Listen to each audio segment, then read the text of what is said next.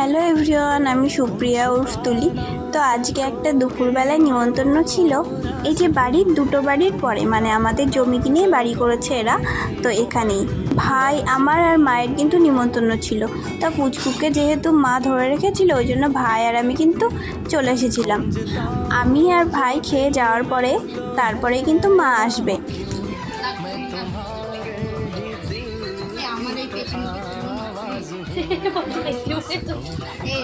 সৌমি বিশ্বাস, ফেসবুকে ফেমাস সৌমি বিশ্বাস। জানি না।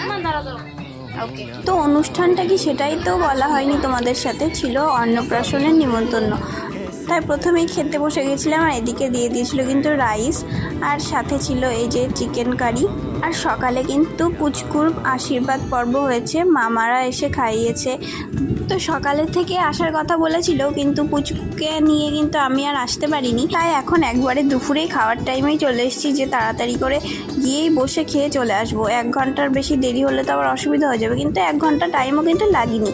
আর এই যে রাইসের পরে চিকেন কারির পরে দিয়ে দিয়েছিল স্যালাড, আর তারপরে চাটনি, পাঁপড়, আর এই যে 2 রকম মিষ্টি, সাথে কিন্তু দিয়েছিল পায়েসও। তারপরে কিন্তু আমাদের খাওয়া দাওয়া সেরে ভাই কিন্তু চলে গেল বাড়ি। ওই যে বাড়ি কিন্তু এইটুকু রাস্তা, ওই যে দেখতে পাচ্ছ নীল কালারের, ওটাই। আর এই যে যেই বাড়িটা দোতলা নিচে হচ্ছে একদম ফাঁকা, এটা আমার ভাসুরের বাড়ি হচ্ছে। আর এই যে ডান দিকে যে মাঠ দেখতে পাচ্ছ, এইখানটায় তো অমিত গাছ লাগিয়েছিল কত রকম ফলের আগের বছর।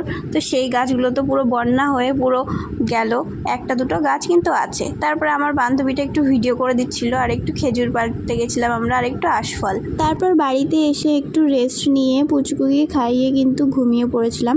তারপর সন্ধ্যার দিকে একটা শাড়ি পারপিকো করতে দিয়েছিলাম, আর একটু অমিতের সাথে চা খেতে বেরিয়েছিলাম। আর এই যে স্টেশনের পাশে, মানে রেলবাজারের এই যে দোকানগুলো দেখছো, এগুলো কিন্তু আর কদিন পর থেকে থাকবে না। এখানে আমাদের 2টো দোকান আছে, তো সেটাই ভাবছিলাম। আর বুলডোজার চালিয়ে দেবে বলেছিল, ওই জন্য দোকানের ওপরে যেই টিনগুলো ছিল, তারপরে যে গ্রিল দেওয়া দরজা, পাখা, এগুলো সব খুলে আনা হয়েছিল। কিন্তু এখন আবার শুনছি দুর্গাপুজো অবধি কিন্তু দোকানগুলো ভাঙবে না, ওরকমই থাকবে। আর এই যে রাত্রে আসার সময় কিন্তু অমিত আরেকবার বেরিয়েছিল, তো তখনও ক্রিস্পি চিকেন এই যে এনেছিল, অনেক দিন ধরেই খেতে ইচ্ছে করছিল, তো সেটাই খেয়ে নিলাম রাত্রে।